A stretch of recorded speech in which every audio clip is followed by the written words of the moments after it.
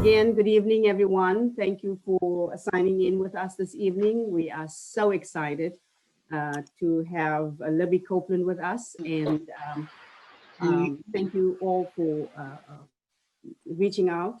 And I don't know, the moment we put this on the website, I mean, we were so inundated with questions, and I really do appreciate it. So before I do anything, let me introduce our author this evening.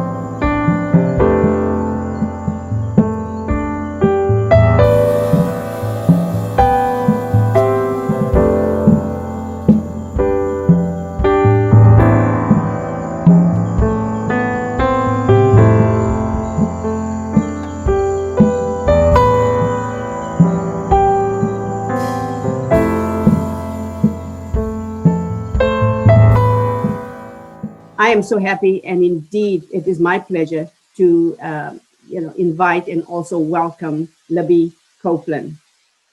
So, may I call you Libby? Please, please. Thank you. I'm so thrilled to be here. And the library bought some books for attendees, which is totally amazing. And I want everyone to know that was the library's incredibly generous gesture. So thank you so much. I'm really touched. You're welcome. And of course, this is a copy that each of you will get tonight. So, well, not tonight, when you pick it up at the library. Oh, some of you did. So, and of course, Libby sent us a platelet so that, she signed it for each and every one of you. So please reach out to our library and let us know which library will be easier for you to pick this up.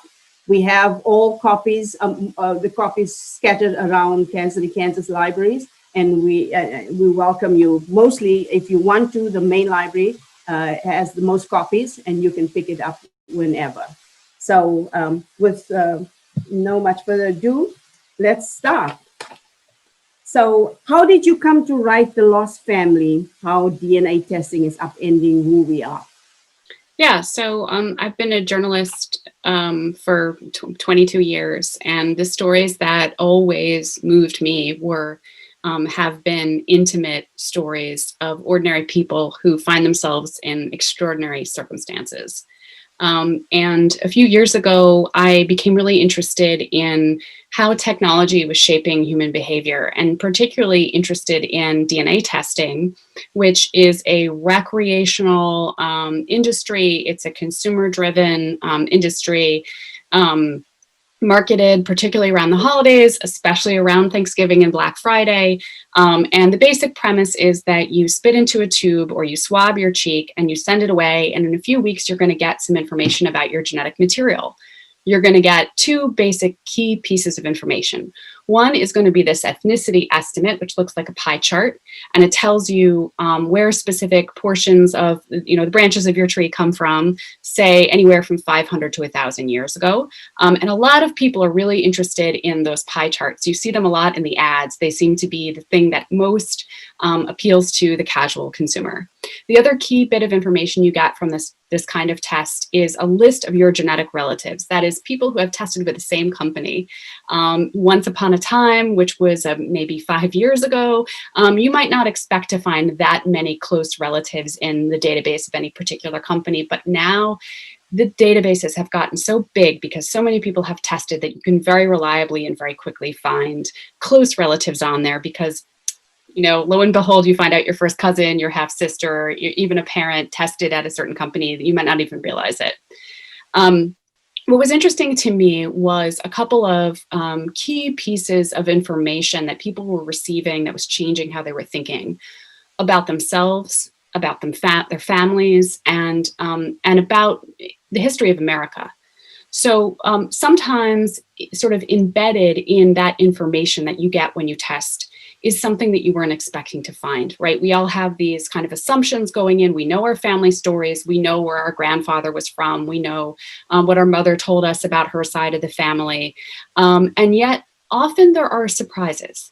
And in those surprises is a whole lot of recognition that there are things that we were not told about the past, sometimes 50, 60, 70, 80, 100 years ago, and sometimes about our own origins.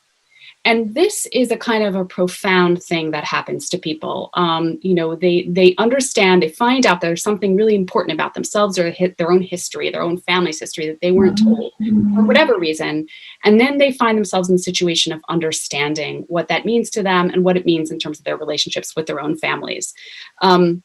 So I wrote a story about 3 years ago for the Washington Post about one such tale, a really fascinating story, which I will tell you about in a little bit. But basically, it had a lot of twists and turns, and it was really fascinating. It was about one woman's surprise results.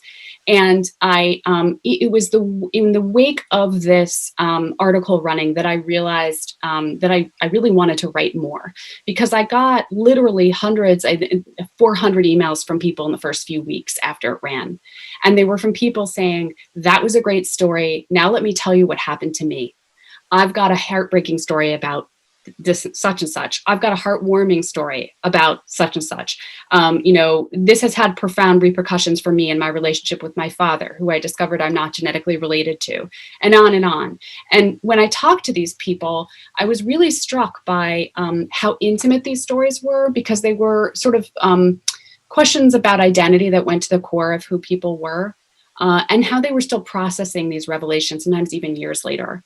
And it was across all demographics, age groups, different, communities in the United States and beyond. And I just thought, I want to write a book that looks at this massive cultural change that we are undertaking, one person and one family at a time. Interesting.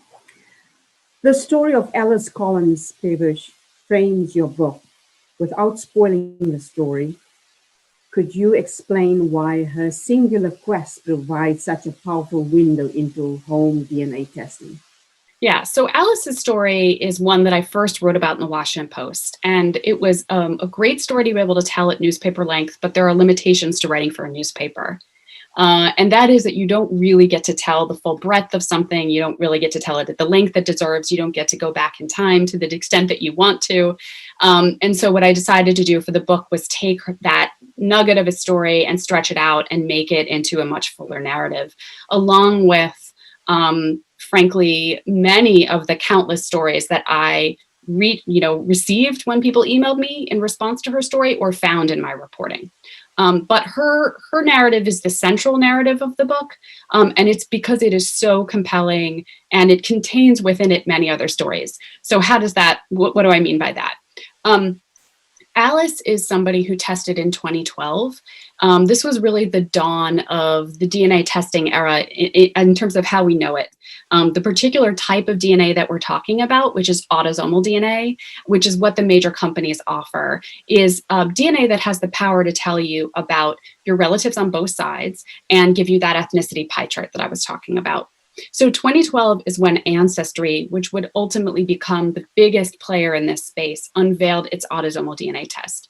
And Alice is somebody who was an avid genealogist, because in the very beginning of this industry, the consumers were primarily people already drawn to family history research, and she was one such person. So she was a genealogist who knew her family history. Whenever someone gets a surprise, it is, they typically understand that they already knew who they were going in, and then they kind of realize that they didn't. And Alice is no different. She understood herself to be Irish American, almost entirely on both sides, with a smattering of other British Isles thrown in. So she tests in 2012. Ancestry has actually just put its test into beta. So it's in beta testing, which means it's not really ready for prime time. And Alice is not sure how reliable the results are going to be. So she takes this test and she gets this shocking surprise, which is that the pie chart is not all one color like she's expecting, all Irish ancestry. It is instead split down the middle. And half is this Irish-British mix that she expects. And the other half suggests that she is Ashkenazi Jewish, which is Jewish, Jews from Central and Eastern Europe who have a very specific genetic profile that looks different from someone who is Irish. And she at first assumes that the company has made a mistake, which is very much the typical response for people. I know my story, they must have switched my vial with someone else's. And almost always it is the individual consumer who has their own story wrong, and Alice is no different. What's interesting about her story is, first of all, it's incredibly complex. She winds up embarking on a 2.5 year, I guess I would call it an existential mystery, where she works for full time. She's retired, so she makes herself the full-time task of understanding what her DNA results tell her and like how her family could have gotten their results so wrong, right? But she also investigates all the theories that would potentially explain her unexpected results. And the most obvious scenario is that she is the product of an NPE.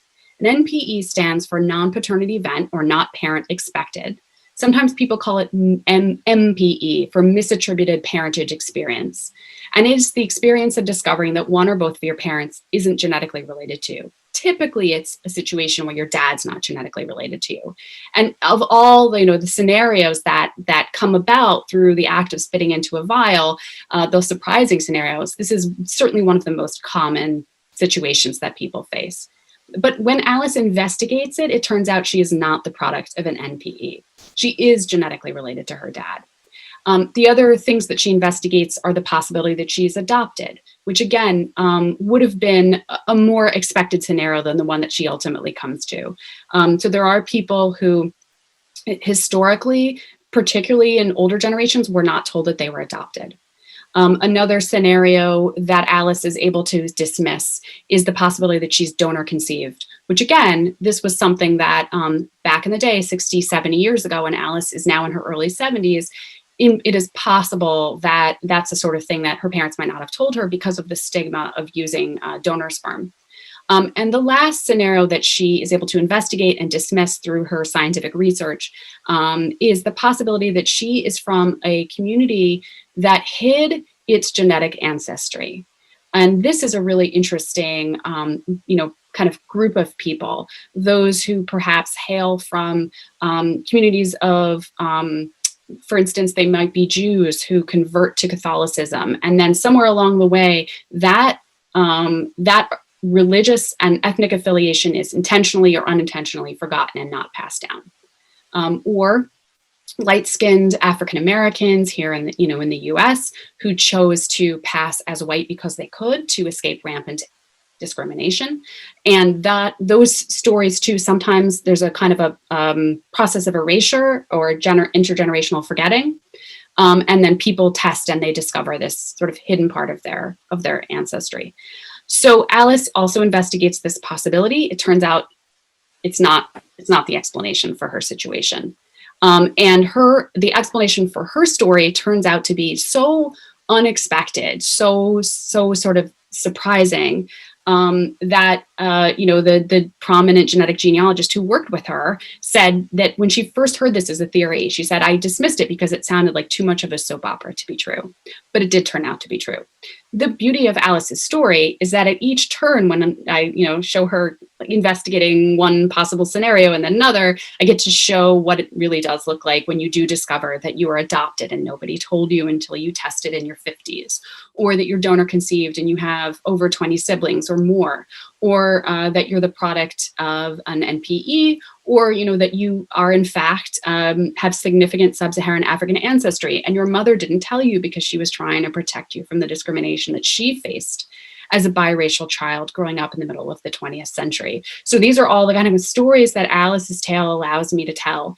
And Alice also just happens to be really, really smart, really, really funny, somebody that I really wanted to spend a lot of time with. And I feel like readers want to spend time with her too.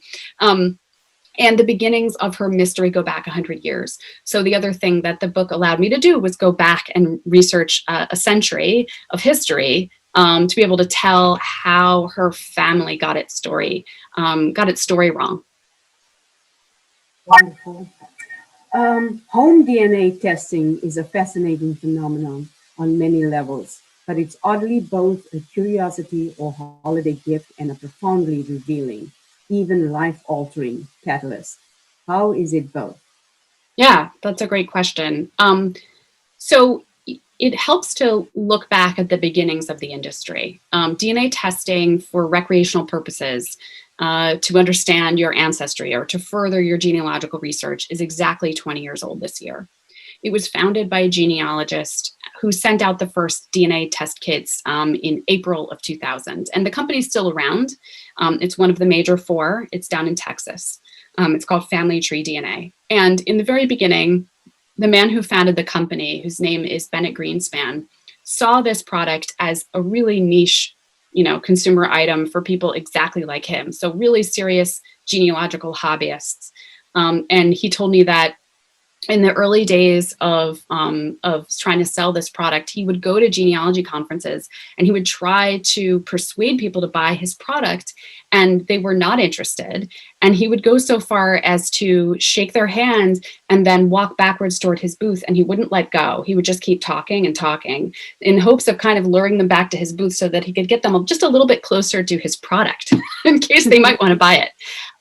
But this was early days. The kind of testing that they were offering was different than what's on offer now. In some ways, you might describe it as cruder. It was able to give you a sense of your ancient origins and ancient migration past, but nothing more immediate. And it wasn't able to tell you about both sides of your family tree. So you weren't going to be able to find and know that you were finding like a close cousin or a relative, a sibling or something like that in the databases from the kinds of tests that he was offering. And the change was this, the advance of autosomal DNA. And what you see is 23andMe gets into the space, Ancestry gets into the space, and a company called MyHeritage gets into the space with their MyHeritage DNA product. And around 2016, you see the advertising for these products really expand. So Ancestry spends $100 million in advertising in 2016 and another $100 million in advertising in 2017. And this product goes from something that Bennett Greenspan could not sell, right? And then could sell, but just to very, very serious genealogists like himself, to something that is so mainstream that it becomes the gift that you get for the person in your life who already has everything, right? It becomes the Christmas gift. It becomes the thing you get for your dad on Father's Day. And then, it reveals that you're not genetically related to your dad in some cases, right? So it becomes something that is originally sold to people who are kind of familiar with family research and familiar with the way in which family research can alter your understanding of your family, to something that is being sold to people who are not necessarily prepared, not necessarily, don't even necessarily know what they're getting, don't even know they're getting lists of relatives, and are often sort of taken a little by surprise by the wealth of information, and occasionally by the surprises that are contained. And it becomes something that is just a kind of a necessary, almost consumer item, or I shouldn't say necessary, but it's a commonly purchased, right, consumer item. It's an inexpensive leisure item, and it's just something that everyone is doing. You said that one of the realities of technological advances is that their true impact is hard to anticipate. Is that the case with home DNA testing? Yeah, absolutely. Because you see how this product went from something, again, intended for a relatively small audience to a much more, broad kind of item, to something that in many cases is then causing people to rethink their own identities, right? And that's a really profound thing. And I want to back up and say that if it hasn't happened to you, and it hasn't happened to me, but I've spent a lot of time talking to people to whom it has happened. If it hasn't happened to you, it can be easy to say, what's the big deal? So what that you're not related to your dad? He's still the guy who raised you, right? So what that you're half Italian instead of being half Irish or whatever, or so what that you're 12% sub-Saharan African, you didn't know it. You weren't raised with it. What does it matter? It matters so much. And when you hear people talk about it in story after story, you start to realize how important people's genetic origins are to their own personal narratives, which is not to say that genetics kind of supersede experience. And I'm very careful in the book to kind of explore the ways in which we occasionally edge over into a kind of genetic essentialism and the ways in which we need to be cautious about that. But there's no denying that when you discover that you're made of a stranger, or that the people that you come from, one of them you've never met, or you realize if you were adopted, for instance, that you've never seen your own face in someone else's, unless it was in one of your own children.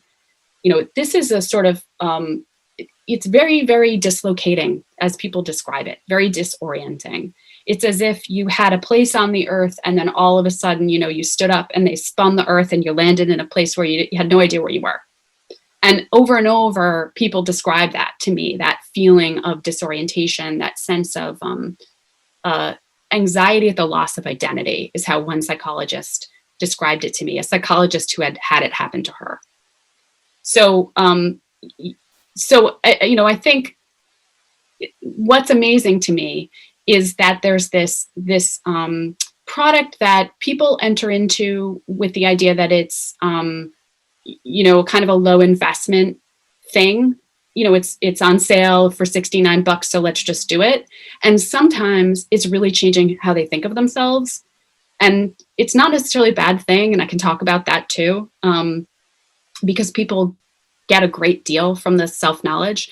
But I think it's important to sort of stop and recognize that it's a really important kind of moment for America, actually, right now. With more than 35 million Americans having taken a home DNA test, you say that America has reached a tipping point. What are the implications of that? Yeah, so there's 35 million people in the databases. Between 70 and 80% of them are American. So we're not at, we're under 9% of the US population, maybe 8%. I have to do the math. But that's a significant proportion of the US population. So what does it mean that all these people are in the databases? It means that if you are somebody who has chosen to opt out of this technology, you're not interested in it, you have privacy concerns, it's too expensive, it just doesn't interest you, whatever, you're already, in a sense, opted in.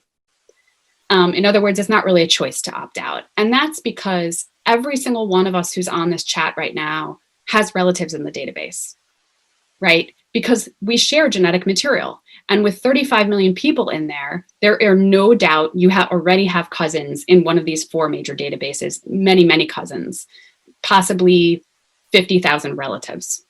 That's the number on average that you get at Ancestry.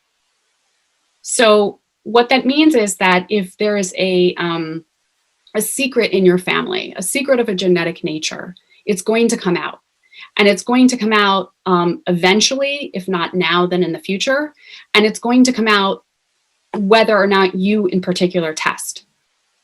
So I'll give as an example, let's say I have a brother, and let's say my brother helped conceive a child when he was 17. He had a girlfriend, they were in high school, he conceived a child, he didn't know it, she didn't tell him. He went on to get married to someone else, now he has grown kids. And now, let's say years later, let's say 30, 40 years later, that adult child is looking for her father, and she tests at one of these companies, and I test, right? I'm his sister and I test, and we match. I show up as her genetic aunt. That means that she can reach out to me and say, hey, I'm looking for, I think you might be my aunt and your brother might be my dad. And that in that way, reach out to her dad, my brother, or she might just not even reach out to me, but look me up and find out more about me from the enormous digital trail that I leave, and then find out about my brother because that's relatively easy to find from social media, and then write him a letter. Okay, so that's dependent on somebody having a sibling in the database. But what if that's a first cousin? What if it's a second cousin? What if it's a third cousin? It's possible to find somebody you're looking for through a third cousin match. And if you think about it, we all have lots of third cousins we may never have heard of. We don't know their names. They're essentially strangers to us. So the decision of a second or third cousin to test has implications for me. Even if I'm not in the database, I am potentially identifiable because of that person's decision, if somebody is looking for me, right? And so that means that we all have to kind of be thinking and talking about the things that we were never told, or the things we never told the generation that we birthed, right? These difficult conversations about things that were stigmas once upon a time, and understandably, things that were, it's unfair to kind of look back and be overly judgmental about things that were heavily stigmatized back in the day. But nevertheless, we're in a different kind of culture now, and people are very eager to know the truth about where they come from. And so you have this kind of clash. And all of a sudden, you have all across America, people going to their moms and dads and saying, hey, I did this test and you never told me, right? And it's leading to these really difficult conversations, sometimes because of the nature of why they were never told, which can be painful even now. So it's fascinating to consider the implications for those who have not been tested. Would you say more about that? Yeah, I think I probably just answered the question you just asked, like all in one fell swoop, which is how I tend to be, right? I think clearly, particularly with some populations, and if you are a white European American, you're even more well represented in the database than other groups, for a variety of reasons, including that's who just loves to test, right? That those are the people who are testing, and so it's remarkably easy now. And this is a tool that's been used by many people. If you look at, for instance, the laws around what an adopted person can access in their particular state, oftentimes they're not permitted to access the original birth certificate, which is so much more than a frustration, right? Frustration doesn't begin to capture it. You are denied your medical information, crucial medical information, and you're denied information about your own identity. And for the past decade or so, people who are adopted have found that they can use DNA testing to get around the lack of the lack of information that they can get any other way. They still often want to be able to access the original birth certificates, but they are no longer stymied by that in terms of being able to find their birth parents. And you see this in many constituencies.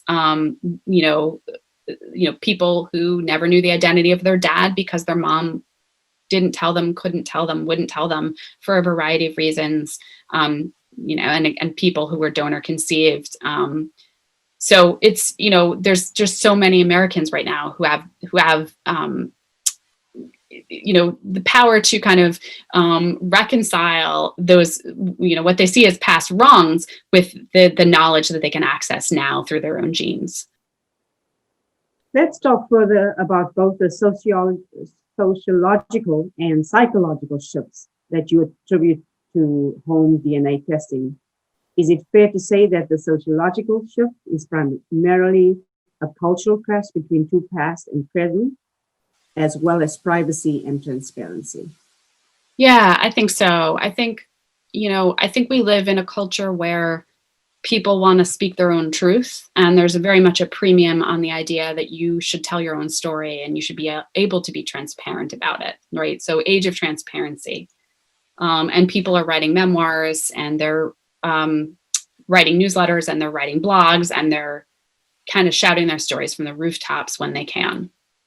And what is happening now is that we are kind of colliding with the culture of the past, which is so different, it might as well be a foreign country, right?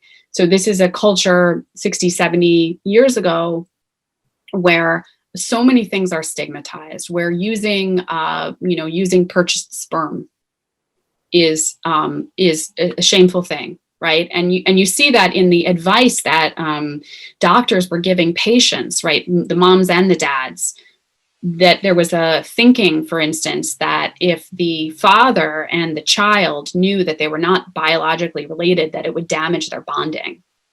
So doctors would do things like mix the sperm of the intended father with the donor. And they would sort of catalog this as helping the sperm along, but it also gave the parents plausible deniability, right? So they could say they never truly knew, so that the father could believe himself to be biologically related to the child, and the child would not,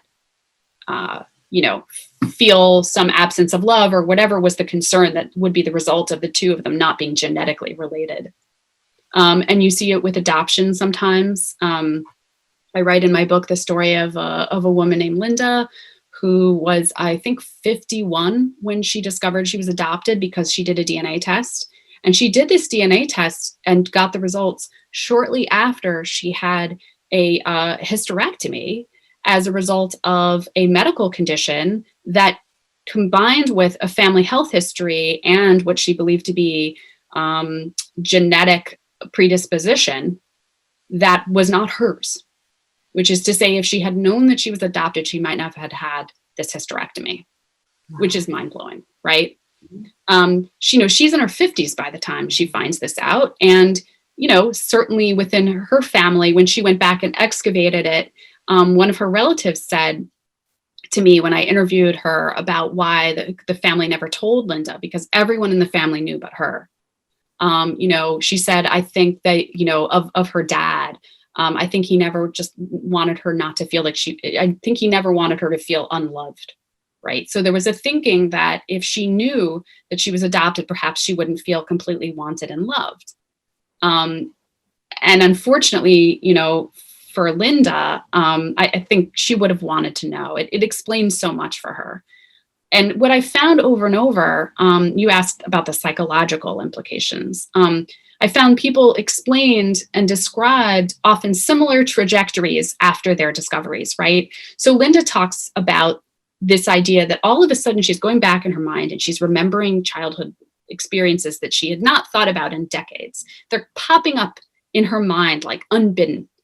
And she is editing them. She's seeing them in a new light. It's answering questions she never realized that she had, that were kind of there on a subconscious level. And I heard that over and over from people, this idea that it was reawakening old memories, or it was, they were looking back over their life and kind of annotating things in light of this new information. And if you think about it, we all have these stories we tell about ourselves, and, they have a beginning and a middle, and, we hope we're not at the end yet.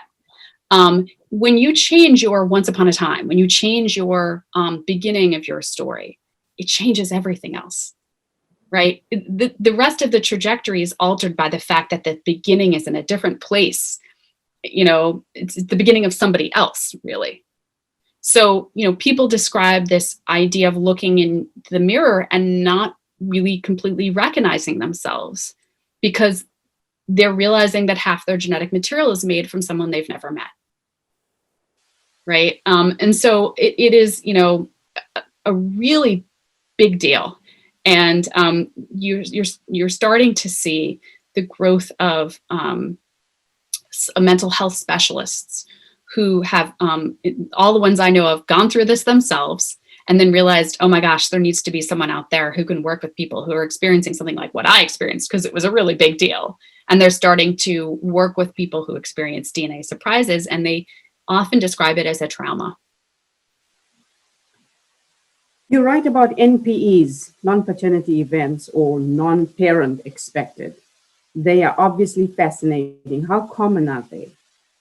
Yeah, so population geneticists estimate that it's just under 2% of the population. If you look at cross-cultural studies, it's not perfect, and it probably varies depending on what your definition is and the culture that you're looking at. But it's probably in the low single digits. So if it's 2% or just under, I think of it like this. The two most common scenarios I heard when I was doing my reporting was discovering that your dad's not genetically related to you, or discovering that you have like a sibling that you didn't know about. Which could come about because you're not related to your dad. But I'm thinking about it in those scenarios where, your dad or your mom had a child before they were together with your other parent. And then for whatever reason, it was never disclosed to you. And then suddenly you're finding this person. So from my interviews with experts, the thinking is it's probably in the low single digits, maybe 3%. And that's a very conservative estimate because I feel like I don't want to get ahead of the data. If it's 3% out of 35 million, that's over a million people. But then you have to think about all the other buckets of discovery that are happening, right? Like finding out you're adopted, like finding out your genetic ancestry was not disclosed to you. And then if you think about in a single case of an NPE or an MPE, so finding out you're not genetically related to your dad, for instance, that single revelation, if I'm the person who tests and makes this discovery, has implications not just for me, it has implications for the man I think of as dad, but who is not genetically related to me. My mom, who now her relationship with my dad may be impacted by this news, depending on the circumstances. These siblings that I have in my family, who I'm now discovering are half siblings, genetically speaking. Plus, there's a man out there who's my genetic father, and maybe his wife has something to say about this revelation. And now he has children. Maybe he has a son or a daughter or both, who now it turns out are my genetic siblings, even half siblings, even though I've never met them. So my single revelation has implications, say, for 8 to 10 people easily. So you're talking about millions of Americans right now who are impacted by, by the news that a vial, the saliva in a vial can bring. What did your research reveal about the implications of home DNA testing for the African American community, given the history of slavery in America? Yeah, so if you're African American and you're trying to research back past a certain point, you're going to hit what genealogists like to call a brick wall. And that's because before 1870, if your ancestor was enslaved, they were not named in the federal census. They were just a tick mark in a box. So that's a big barrier because you can't research past that point. So you can't follow a surname or a first name or any name. You just can't. You're kind of hitting a barrier. And so one of the communities that I wanted to sort of tell a few stories of were African-American genealogists who were using DNA to get around this brick wall. And I tell the story in the book of a genealogist named T.L. Dixon, who amazingly is able to find out so much through DNA that, that he's able to find out along multiple branches, not just sort of the general area or some massive region that his people come from, but very specific, smaller geographical regions within present-day countries. And for one branch, he's able to find a present-day cousin in the database, a present-day cousin in Africa. And connecting with this cousin, he's able to trace back to where this particular branch came from, before those ancestors were brought over in chains. And not just the area, not just the region, but the specific people, the Fulani people. And then he's able to research their language and customs and everything through this relationship with this present-day cousin. So it's an incredible gift, right? Because he's able to kind of get back there in a way that many African Americans can't. And so that is absolutely remarkable, I think. And you see, in general, you see that records tend to coalesce around people in positions of power, right? So if your people are literate, if your people have paper, if your people are keeping records, if their buildings or synagogues or churches weren't burned, if they weren't disrupted by war, there might be records. And those tend to be the people in positions of power. And the people who are less powerful often don't have those records to look back on. And that's where DNA can help those people. So what happens when family histories and family narratives collide? Yeah, I mean, that's kind of what I really wanted to explore in sort of 360 detail, right? Like, what is it like for the adult kid who might be in their 60s? And what is it like for the older generation? And what does that conversation look like? In thinking about this and framing this, I make a distinction between the seekers and the seekees, right? So the seekers are the people who are finding out something often about themselves and are very invested in knowing the truth. It's all new to them. either they go into the DNA database with a question, who's my father? Or who are my birth parents? Or I know I'm donor conceived, but do I have any siblings? Or they set out without questions, and it is in the results that they realize they have a mystery on their hands. But in either case, they're kind of the agents of change. They are the autonomous, people who are kind of seeking the truth, and very, very much invested in finding it out. And over and over, what I found when I talked to people who discovered something surprising about their own genetic origins was that even when it was painful, even when it was deeply disruptive in terms of their understanding of their place in their family, they were ultimately very glad to know. Not because it was easy, but because it was the truth, right? And it is so important to know the truth about yourself that we will take a complicated truth over an easy lie, to paraphrase one of the many people to whom this has happened. Now, that is not necessarily true for the people on the other side, the seekies or the secret keepers, right? And that's because often these are decisions that were made a long time ago in different circumstances, and sometimes are shrouded in shame or guilt. And so there's stories in the book, for instance, about, a woman who goes out, she's does DNA testing, it uncovers that she's not genetically related to her dad. And, she considers her dad. She says, this is the guy who did the job. He may not be genetically related to me, but he is my father, right? And over and over, I found that people are very inclusive and expansive, especially the people who are making these discoveries, in particularly if they have good relationships with the people who raise them in terms of their definitions. It's not this or that. It's not biology over experience. It's yes and, it's both, right? But this woman, Lori, she still wants to know her genetic father's identity.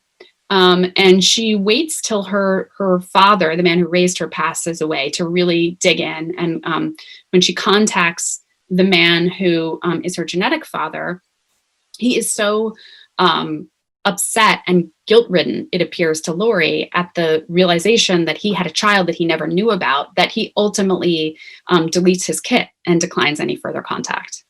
There's another story in the book about a woman who contacts her genetic dad, and he says to her on their second phone call, listen, these phone calls are really getting me in trouble with my wife. We're discussing a life I had before I was with her, when I had a kind of a reputation, and this is not, this isn't so good for my marriage. And when she persists, because she really wants this relationship, she really wants to be embraced, she really feels, she doesn't want to be rejected, right? She wants to be accepted. And so she keeps trying. He ultimately has his attorney write her a letter, and it's called a discontinuance of contact letter. And it says, please stop reaching out to us. We've had enough. So you see these sometimes clashes of interests of, people who are intimately genetically related, who have the potential to be very close, but at the most vulnerable moment, which is the very beginning of their relationship, their interests can seem to be diametrically opposed. And on the other hand, there are beautiful stories of people really accepting and embracing their genetic children. And those stories are so moving that they make you really, really hopeful. So there's a story of a guy named Jeff who has ALS, which is Lou Gehrig's disease, which is this really difficult degenerative disease. When I interviewed him, he was in a wheelchair. He couldn't speak on the phone. He actually typed by way of a wireless mouse that was attached to a headset that he wore. So he kind of typed letter by letter, and that's how we communicated. And he told me that this discovery that he had had a child in high school that he didn't know about, who was now contacting him all these years later, was like a gift from God. He said, I had 3 daughters that I had with my wife, but now I know I have a 4th daughter who's older. And he said, the thing is that I've learned through this disease that none of us have time to waste. And I think that emotions like guilt and shame are wasteful emotions. So I'm just not even going to go there. I'm just going to be happy that she's in my life now. And that story blows me away every time I think about it, brings tears to my eyes. I hope that we have more stories like that. We're now at a tipping point that you spoke of earlier, and we already seen some dramatic implications for solving cold case murders. the Golden State Killer, for example. Is it fair for DNA test results that were obtained to illuminate family history to be used to solve crime? Yeah, that's a great question. That was a question that a lot of people wondered about when the Golden State Killer was first caught. This was in the spring of 2018. And it was, it was the first time that DNA gathered for genealogical purposes was used to solve a crime. Although I should say, this type of search can be done and had been done on behalf of people looking for their birth parents, for instance, for years by that point, since say 2011, 2012. So it wasn't new in the technique, it was new in its application. And it was achieved through access to a database that is not one of the major DNA databases that are private. It was, in fact, a kind of a third-party website called GEDmatch. And it sparked a whole privacy debate. And many people thought that this was, not fair. And what ultimately happened was that GEDmatch instituted a kind of an opt-in policy. So you could decide if your genetic information was there, you could decide that it could be used in this way or not. And the other major company that allows for this use is called Family Tree DNA, that oldest company that I talked about at the beginning. They also permit law enforcement access. They have an opt-out policy. So the other three major databases, Ancestry, 23andMe, MyHeritage, they don't permit this kind of use. So lately, the debate has gone from less a matter of, the genetic information was intended for this purpose and people don't know that it's being used this way because now people are generally consenting to, is this sort of legal? Is this fair? But it's been used at this point to solve over 200 cold cases. And it's generally the lowest hanging fruit. So it's like homicides and sexual assaults. And the polling that I've seen of U.S. U.S. citizens is that they don't seem to be against it when it's used in cases like that. But it hasn't really been tested. Like a defense attorney hasn't come and really attacked this method yet. So it remains to be seen what would happen if that did take place. So have you taken a home DNA test? Did you find any surprising results? I did. I've taken 3, and you might wonder why I take 3. There are a few reasons. One is, you have different relatives in the different databases. And the other is that the ethnicity estimates will really vary. And that's because while the relative matching is really robust science, the ethnicity estimates are an evolving and imperfect science. They're pretty good, but you can't take them to the bank.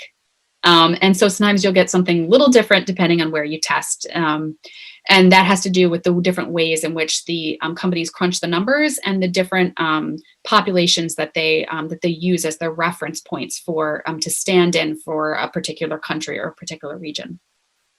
So I did test in these 3 places, and one of the things we found was this incredible access to the past. And that's the thing that kind of blows me away with DNA testing, is the immediacy of the information that you get that shows you that the past isn't over, right?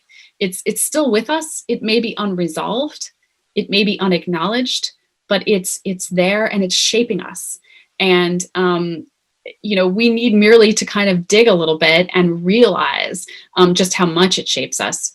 We found that we had a living second cousin in Sweden. My dad has some Swedish ancestry that traced back to his grandmother had come over in the 1890s at the age of 16.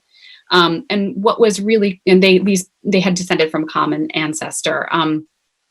So what was amazing about this second cousin was that her daughter was a genealogist who had done an enormous amount of research. And after communicating with her by email for months and months, we decided we wanted to go to Sweden, which is not something we ever would have done, right? We would never have had access to this information. We would not have known of this cousin because there was a kind of a break in the line. The ancestor that we're commonly descended from was a bit of a ne'er-do-well. And so he sometimes, had children that he didn't claim, etc. So we would not have known, even though there's relatively good Swedish records, we wouldn't have known that these cousins existed, nor would they, I don't know if they would have known about us. So we wound up going there. And with the help of a local historian, we were able to see the farmhouse where my dad's grandmother grew up, the foundations of the farmhouse, the church where she worshiped, the school where she was educated. And we were able to touch a piece of family furniture that was probably like in her daily life that she passed. It was so mind-blowing to get this close to the past, right? And to be able to meet our cousins and sit with them, even though my dad's second cousin didn't speak English and we don't speak Swedish, but we shared coffee and it was like totally amazing.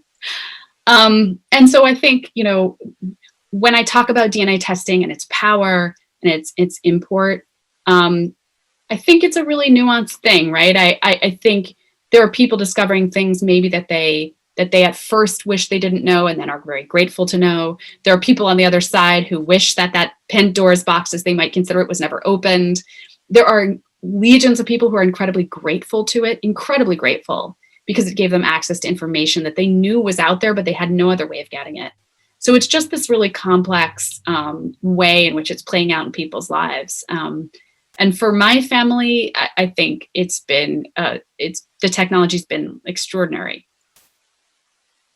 What advice do you have for people who are thinking of taking a home DNA test? So, it's a good question.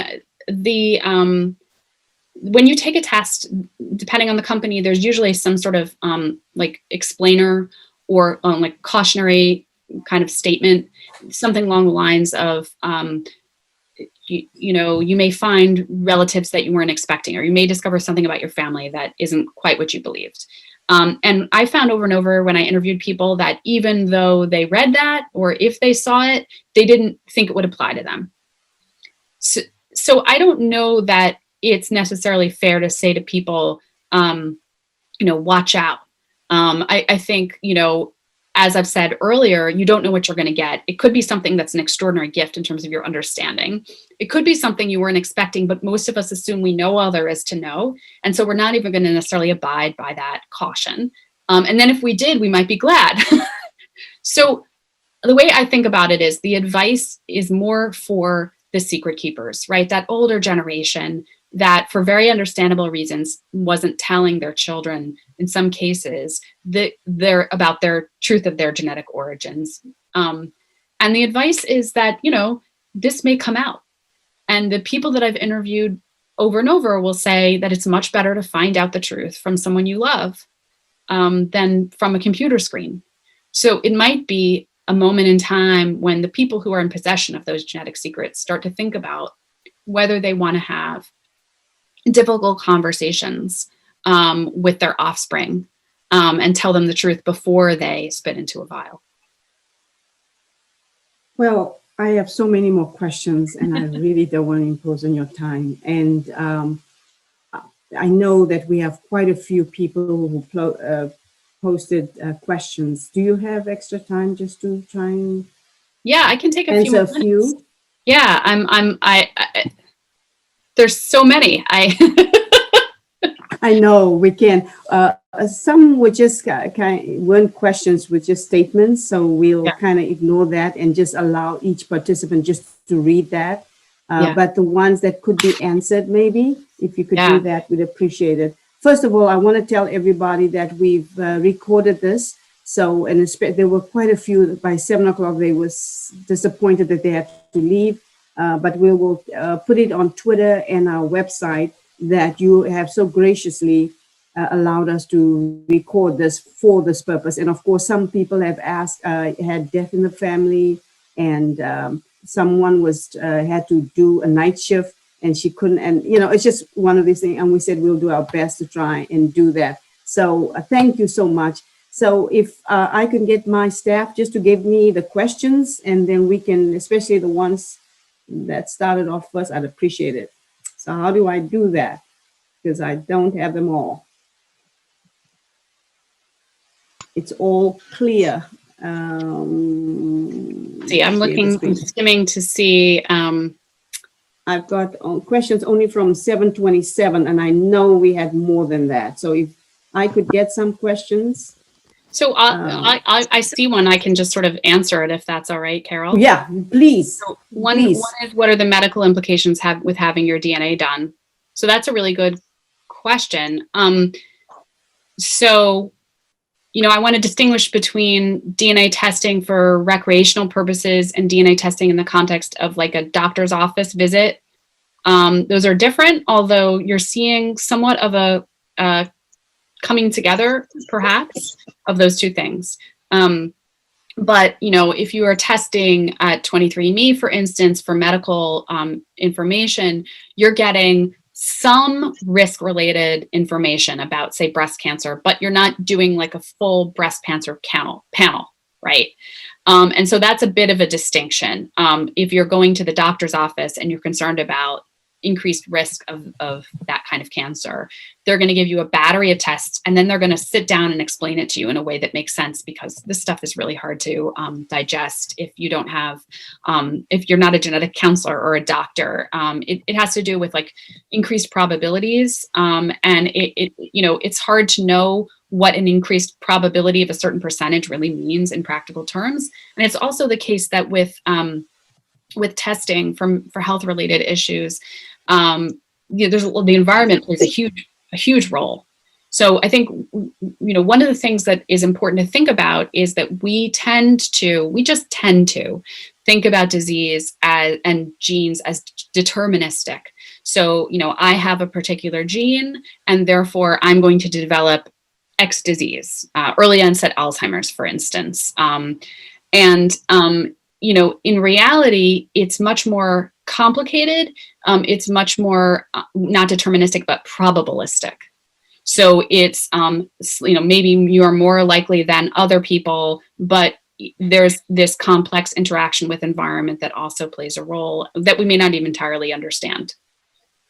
So what that means is that you can find out important information through DNA testing, through a recreational DNA testing company. And you do hear stories about people who caught that they had the BRCA1 mutation that put them at higher risk for breast cancer. And they, went and had a double mastectomy like Angelina Jolie, and it saved their lives. You do hear those stories, but you also hear stories about people who got their results and it didn't enlighten them, or they didn't know what to make of it, or it made them anxious, but they, maybe didn't need to be. So it's complicated. And I think, one of the women that I quote in my book, who's a journalist who studies DNA testing and the business end of it, and was very thoughtful. She talked about the fact that there's probably going to be more and more of a coming together between testing for health-related reasons and experts explaining it to you, because it is so incredibly complicated. There was one that I saw here that I was going to answer, and I will go ahead and look for it, and you can throw a question to Carol if you have it. You can throw it my way. Let's see. Okay. I just had it, and then somebody moved it away. Here. How long did this book take to write and research? Yeah, good question. Altogether about 3 years, but it was some of that 3 years was I was also working on other things, and some of that 3 years I was working on it like double time. So I guess 3 years. And in that time, the industry changed. So, when my story first came out on the Washington Post, the databases were at 8 million. Well, 8 million is a lot of people, but 2 years later, they were at 30 million. And it was just, extraordinary to see the change in terms of people's awareness of testing and, their personal experiences. You tell someone you're writing a book and they're saying, oh yeah, that happened to let me tell you about what happened to my cousin. Oh, my colleague just told me a story about what happened to her and her dad when they like that. Right. And there was just such a much higher awareness in that short amount of time. Somebody said I found a sister I didn't know was a sister, though I've known her for 35 years, both in Casey. I guess it's Kansas City. Wow. That's awesome.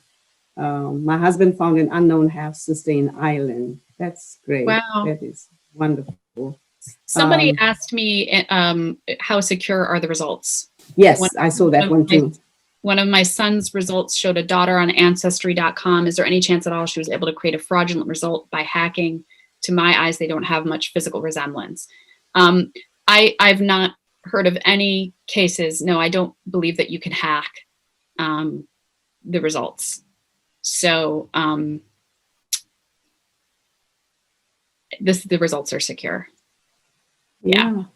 I mean, you know, are there people who are afraid that that the results might be hacked somehow and made public? You definitely hear that concern. But I've heard that as a concern. I've never heard as a concern, certainly never heard of any cases of someone going into the system and creating a fraudulent account.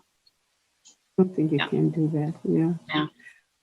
I've noticed somebody said, hi, I'm from Virginia. I would like to know where you guys are from so that we can have an idea how far we've reached and, you know, shared Libby with you guys. So if you could do that, and before my staff would shut us down so that we can take a kind of tally, that would be incredible. So I really appreciate it. Somebody asked, is the author aware of a situation where people that had been married found out they were related? No, not really. Not like donor siblings or anything like that. Occasionally you'll see stories about people who are slightly related because they come from communities that are endogamous, which is where there's a lot of like marriage within a close community, like cousins marrying cousins. Ashkenazi Jews, and I am half Ashkenazi Jewish genetically, tend to be endogamous, or from an endogamous population, which means that sometimes you'll meet someone and they're very distantly related, maybe multiple ways, right? They're like a 6th cousin and a 7th cousin and an 8th cousin, and it looks like they're closely related to you because the way that the companies kind of sometimes add the segments together inflates the relationship, but they're actually a very distant cousin more than once over.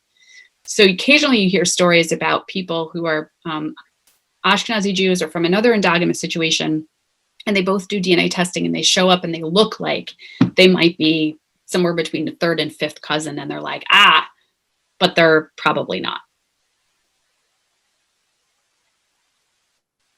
Somebody said, I have tested many family members. I had one NPE. My husband found out his paternal grandfather isn't his biological grandfather.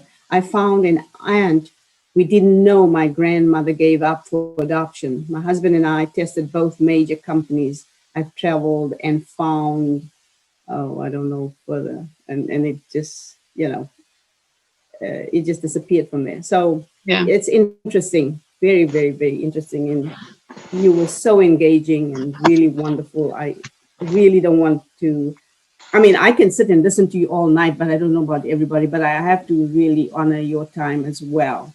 There's so many questions, and I really am grateful that you took the extra time to talk to us. Thank you. Thank you so much. This is like a fabulous, engaged, enthusiastic group. I think everyone has a copy of the book, it sounds like. So everyone has a copy and it's signed. So I'm sorry. At a certain point, I was signing Libby Copeland, and at a certain point, I just had to do L Copeland because those extra letters. My hand was so too many of you. Especially when I said there's 100. I ordered 100 more. So yes. I appreciate your time. I really do. Thank you so much. And I just want to say everything of the best. And hopefully there'll be another book out there. And to our listeners and those, I've seen a lot of women, but I've also seen a lot of male names, and I appreciate you gentlemen. I didn't see the faces for being engaged and also signing in. So thank you so much. What a wonderful! I was happily surprised at just the response, and just the way we've done this. So thanks for reaching out to us, Libby. And we wish you all the best. So, thank you, people, patrons, and the guests who signed in and letting us know where you're from. I'd like to know which was the furthest one. And we will put it on Twitter, and we'll stay in touch. Thank you so much, and have a wonderful evening, everyone. Thank you so much. And don't forget, pick up your copies for those who are still in the area, okay? Let's wave and... Thank you. Thank you so much for your time. Thank you. Thank you. Thank you, Carol. You're welcome. Libby. Welcome Thank so you, much. Candace.